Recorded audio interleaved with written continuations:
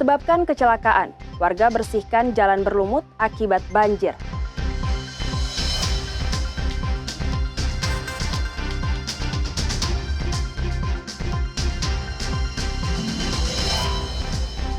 Persiapan PSU Banjarbaru semakin matang.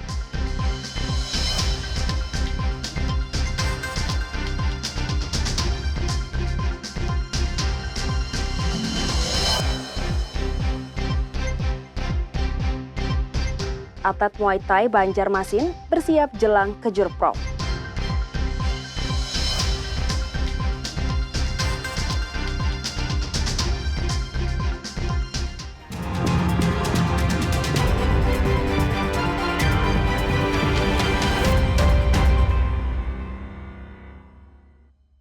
Halo, selamat pagi saudara. Sedang kembali berjumpa dengan Anda di Kompas Kalsel hari ini, Rabu 16 April 2025. Selain 3 sorotan utama tadi, kami juga memiliki beragam sajian informasi menarik lainnya. Bersama saya Aulia Tasya, selama 30 menit ke depan akan menemani pagi hari Anda. Hanya di Kompas TV, independen, terpercaya.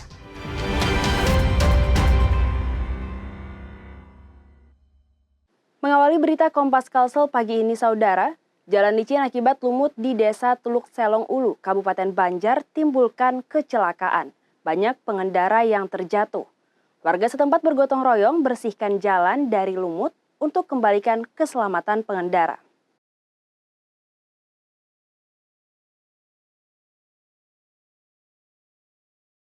Warga di Desa Teluk Selong Ulu, Kecamatan Martapura Barat, Kabupaten Banjar, gotong royong bersihkan jalan yang dipenuhi lumut. Lumut-lumut ini tumbuh pasca jalan tergenang banjir selama berbulan-bulan, sejak awal tahun 2025. Kondisi tersebut membahayakan pengendara motor karena kerap jatuh saat melintas. Bukan hanya di Teluk Selong Ulu, aksi serupa juga dilakukan di Desa Keramat, Kecamatan Martapura Timur. Jalan yang juga dipenuhi lumut dibersihkan warga. Itu terjadinya menjelang banyu yang mulai surut. Nah, terkait dengan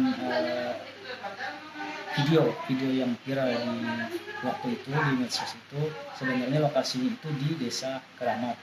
Walaupun sebenarnya Desa Teluk Selong Ulu dalam kondisi yang sama. Cuma terkait caption yang ada di Desa Keramat itu yang ada di medsos itu sebenarnya itu di Desa Keramat. Pak, mungkin menanggapi dari yang viral itu mengenai jalan licin yang ada di Desa Keramat itu, mungkin bisa dijelaskan seperti apa, Pak?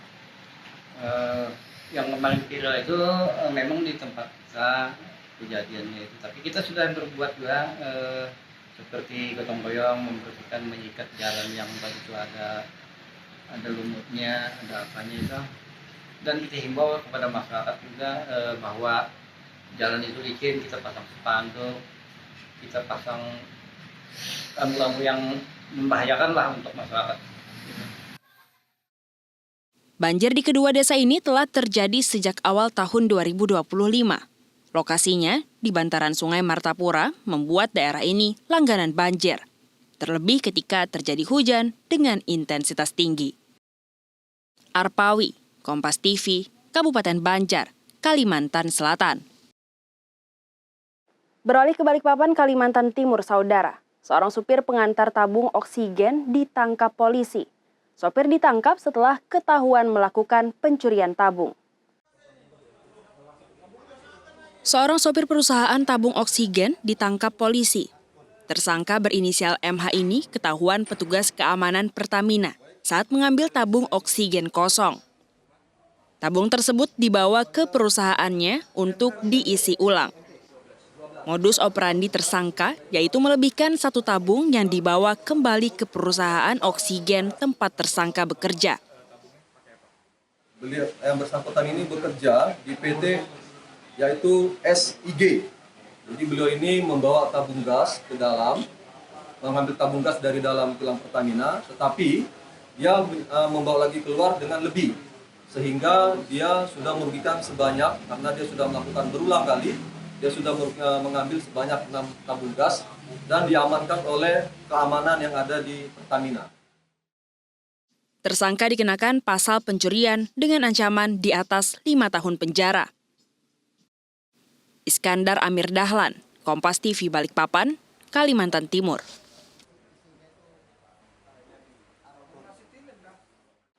Di Singkawang, Kalimantan Barat, Satreskrim Polres Singkawang mengamankan 3 orang pelaku pencurian dengan pemberatan atau curat. Komplotan ini beraksi lintas kabupaten kota di Kalimantan Barat.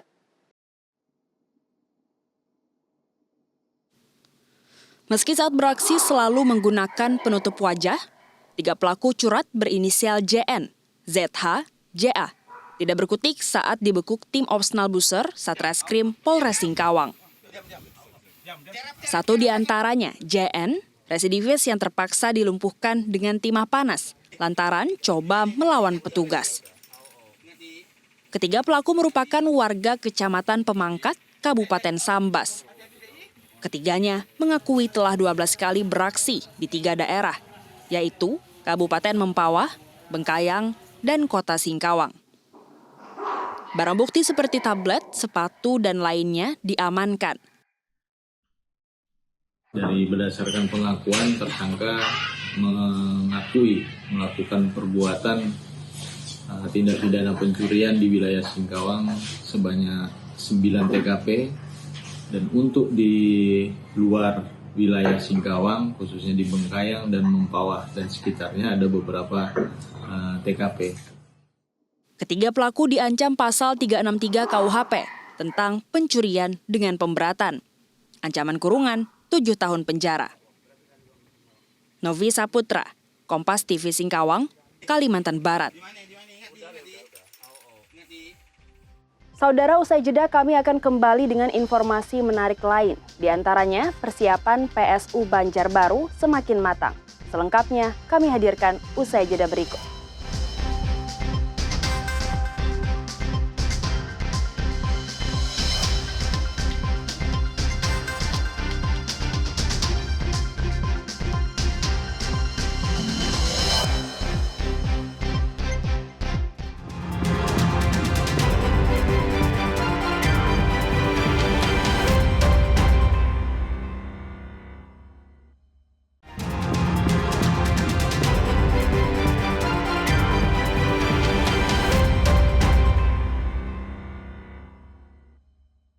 Terima kasih Anda masih bersama kami di Kompas Kalsel, Saudara. Persiapan pemungutan suara ulang di Banjarbaru tinggal menghitung hari. Sosialisasi ke pemilih masih jadi pekerjaan rumah KPU.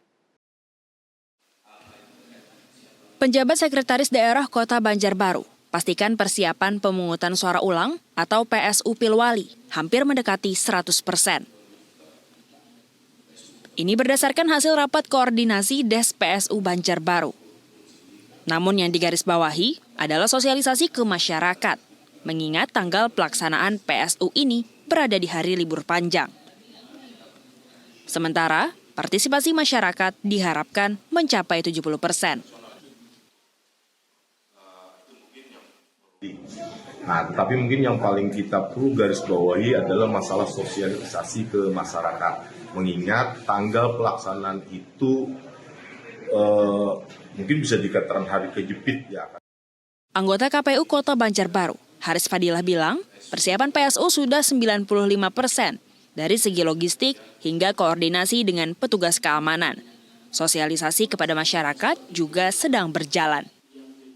Sosialisasi sedang berjalan karena memang salah satu potensi masalah di pilkada, hampir di setiap pilkada itu partisipasi masyarakatnya selalu di bawah pilpres dan pileg. Partisipasi masyarakat memang jadi potensi masalah dalam pilkada. Dengan sosialisasi diharapkan pada PSU 19 April, partisipasi masyarakat tinggi. Nabila Ceva, Kompas TV Banjarbaru, Kalimantan Selatan. Pansus 1 DPRD Kalsel mengevaluasi LKPJ Kepala Daerah tahun anggaran 2024. Rapat kerja bersama 6 mitra kerja fokus merumuskan rekomendasi strategis.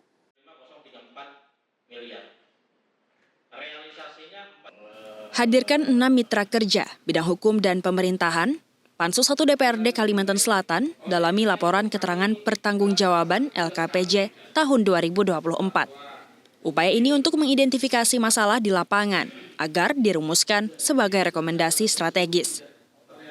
Selanjutnya disampaikan dalam paripurna DPRD dengan menekankan perbaikan program serta peningkatan kualitas pelayanan publik. Selain itu, Pansus 1 juga soroti optimalisasi serapan anggaran oleh SKPD agar dana yang telah dialokasikan memberikan dampak nyata bagi masyarakat. Ya, kita mengharapkan semua SKPD tetap dengan strategi yang ada, dengan visi dan misi yang ada, dan juga program yang ada dijalankan, dan serapan realisasi bisa lebih maksimal, sehingga penggunaan anggaran yang sudah dianggarkan dalam badan anggaran masing-masing SKPD bisa berjalan lancar, dan juga bisa mencapai kinerja yang lebih baik lagi. Setelah rangkaian rapat kerja selesai, Pansus 1 akan berkoordinasi dengan Kemendagri untuk memperkuat draft rekomendasi yang akan dibawa ke paripurna. Arpawi, Kompas TV, Banjarmasin, Kalimantan Selatan. Saudara calon jemaah haji di Kota Banjarbaru mulai melakukan manasik. Kuota haji dari Banjarbaru tahun ini sekitar 200 jemaah. 163 jemaah haji mulai mengikuti kegiatan manasik sejak 10 hingga 22 April. Kegiatan manasik dilakukan di tingkat kota dan tingkat kecamatan. Dari 163 calon jemaah haji, tertua berusia 81 tahun, sementara yang paling muda 20 tahun. Kuota jemaah haji Banjarbaru tahun ini yakni 200 jemaah, sehingga masih terdapat 30 slot yang belum terisi. Diperkirakan keberangkatan calon haji berlangsung pertengahan Mei. Kemudian jumlah laki-laki itu 69 orang, yang perempuan 94 orang. Yang termuda berusia 20 tahun, yang tertua berusia 81 tahun. Jadi usia rata-rata adalah 54 tahun. Sementara seorang calon jemaah haji asal Loktabat Utara bilang telah melakukan berbagai persiapan, seperti mengikuti kegiatan manasik. Perasaan syukur alhamdulillah, ini sudah menunggu sekitar, saya daftar September 2011, baru bisa berangkat tahun ini. Insya Allah tahun ini lah. Berangkat sama siapa?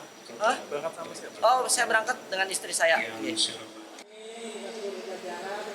Mendaftar haji sejak tahun 2011, Fajrin juga melakukan persiapan khusus lainnya sebelum berangkat ke Tanah Suci, seperti persiapan fisik dengan rutin berolahraga.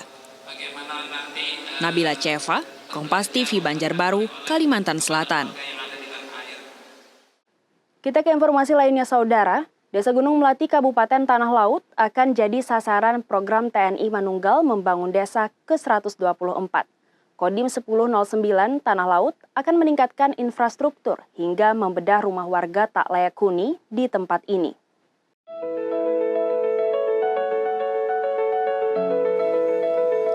Kabar baik diterima keluarga Siti Khalifah, warga yang rumahnya dipilih untuk dibedah atau diperbaiki dalam program TNI Manunggal Membangun Desa ke-124 tahun 2025. Rumah yang dinilai tak layak huni ini akan dibongkar dan dibangun lebih baik oleh anggota TNI Kodim 1009 Tanah Laut. Dengan kondisi rumah yang kian rusak namun keuangan terbatas, program ini pun disambut haru Siti Khalifah.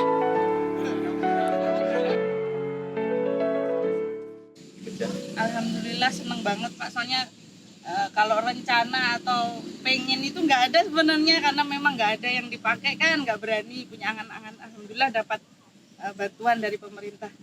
Bapaknya kerja apa? Bapaknya serabutan aja Pak, kerja buruh di pertanian. Desa Gunung Melati telah menjadi sasaran TMMD dengan anggaran 1,5 miliar rupiah. TNI akan meningkatkan infrastruktur di desa yang berada di Kecamatan Batu Ampar ini. Di antaranya, peningkatan akses jalan 1,8 km dengan lebar 3 meter yang jadi jalur angkut usaha tani dan perkebunan warga. Kita melaksanakan kegiatan pemantauan awal, di mana ini merupakan rangkaian kegiatan TMMD ke-124 yang rencana nanti akan kita laksanakan pada saat minggu pertama bulan Mei sampai dengan minggu keempat. Ya, ini merupakan rangkaian awal setelah saya tadi memaparkan rencana kegiatan TMMD tersebut. Ini merupakan sasaran-sasaran yang kita sampaikan. Di dalam TMMD ini sangat membantu masyarakat saya, baik dalam segi untuk menunjang perekonomian dan menunjang pertanian di Desa Gunung Melati ini. Karena jalan-jalan akses yang akan dibangun ini memang sangat dibutuhkan, sehingga jalan-jalan yang rusak dengan adanya TMMD bisa jadi baik dan masyarakat bisa mengangkut hasil panennya secara maksimal. Pengerjaan sasaran fisik dan non-fisik TMMD akan diselesaikan dalam 1 bulan. TMMD ke-124 Kodim 1009 Tanah Laut di Desa Gunung Melati ini resmi dibuka awal Mei mendatang. Syamsul Alam, Kompas TV Tanah Laut, Kalimantan Selatan. Saudara, sesaat lagi kami akan kembali dengan informasi seputar olahraga. Di antaranya, atlet Muay Thai Banjarmasin bersiap jelang Kejur Prof. Sesaat lagi hanya di Kompas Kalsel.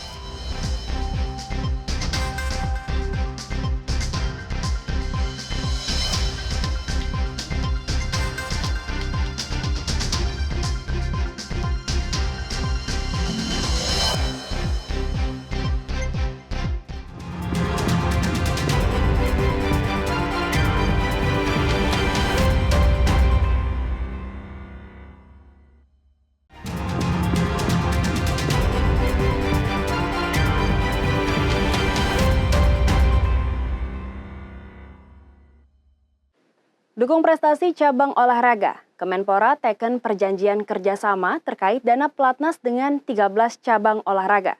420 miliar rupiah dikucurkan, yang nyaris separuhnya diterima Federasi Sepak Bola Nasional PSSI. Yang terhormat Ketua Komisi 10 DPR RI, Ibu Dana pelatnas 2025 cair. Kepastian ini ditandai dengan penandatanganan kerjasama antara Kemenpora dan 13 induk cabang olahraga terkait dana pelatnas pada Senin siang di Jakarta.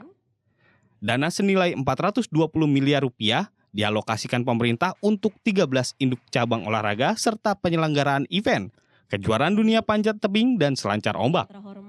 Dari total dana yang keluar di tahap pertama, PSSI menjadi induk organisasi dengan penerima dana terbesar.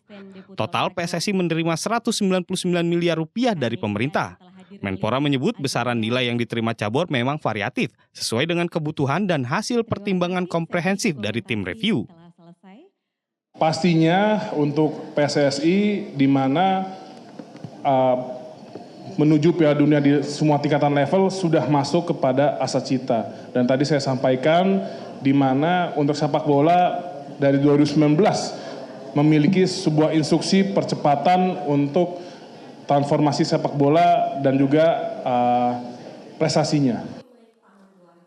Selain PSSI, 12 cabang olahraga yang masuk dalam pencairan tahap pertama yakni FPTI, Perbakin, PAPSI, PBSI, Gimnastik Indonesia, Akuatik Indonesia, PJSI, POTSI, PSOI, PASI, dan ISI. 13 cabur ini dipilih sebagai prioritas karena sukses loloskan atlet ke Olimpiade. Untuk tahap 2 akan diprioritaskan cabur yang berpotensi meraih medali Asian Games dan emas SEA Games. Angga Nuriski, Hanil Rivelino, Kompas TV, Jakarta. Kita soroti dunia olahraga Banua, saudara. Atlet Muay Thai Kota Banjarmasin semakin gencar meningkatkan intensitas latihan menjelang kejuaraan provinsi, Kejur Prof Muay Thai tahun 2025. Meski memiliki kesibukan masing-masing, atlet yang akan bertanding semakin semangat di tiap sesi latihan.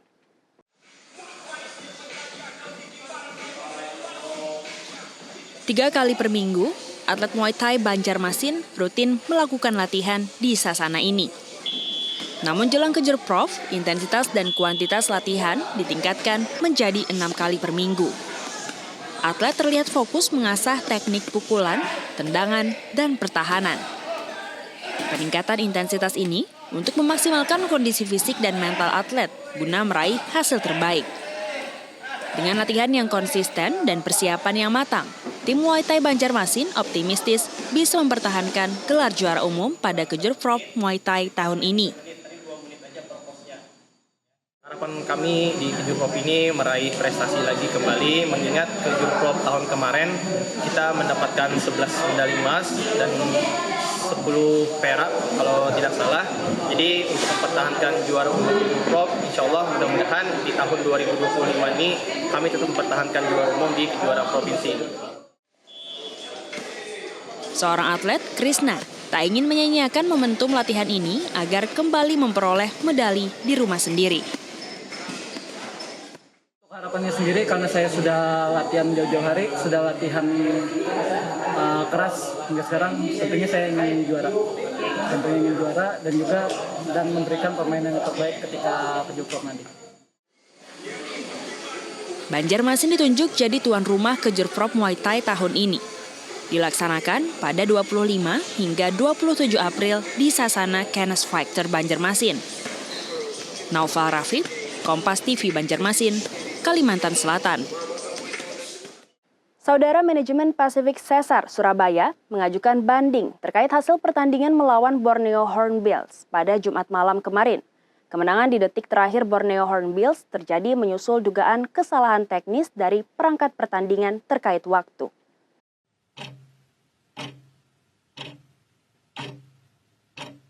Pasifik Cesar Surabaya mengalami kekalahan dramatis dari Borneo Hornbills di lanjutan Indonesian Basketball League di Gor Pasifik Surabaya Jumat malam kemarin. Kemenangan Pasifik Cesar yang sudah di depan mata harus buyar setelah 2 detik terakhir kuarter 4 lemparan pemain Borneo Hornbills masuk ke dalam ring. Borneo Hornbills dinyatakan menang dengan skor tipis 97-96.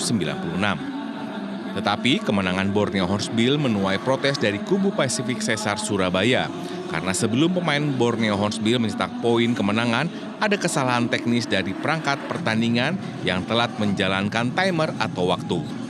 Hal tersebut membuat klub asal Surabaya mengajukan banding ke IBL dan Perbasi. Tapi pada waktu in play bola setelah disentuh oleh Xavier Ford, waktu nggak berjalan. Kalau menurut sesuai aturan itu sih seharusnya kan dimainkan ulang set play tadi dengan sisa 2 detik ya. Jadi biar mendapatkan hasil yang sesuai dengan walaupun dengan setelah kita menunjukkan segala bukti yang juga sudah jelas sebenarnya di online kalau waktu seharusnya sudah habis. Jadi itu skor seharusnya nggak sah. Tapi entah kenapa keberatan kita ditolak. Jadi ya kita sekarang mengajukan banding ya semoga segera diproses. Dalam bandingnya, manajemen Pasifik Cesar Surabaya juga menyerahkan bukti video. Akibat kekalahan tersebut, Pasifik Cesar Surabaya harus bertahan di peringkat ke-10 dengan 18 poin di klasemen sementara IBL musim ini. Mahendra Triginanjar, Kompas TV, Surabaya, Jawa Timur.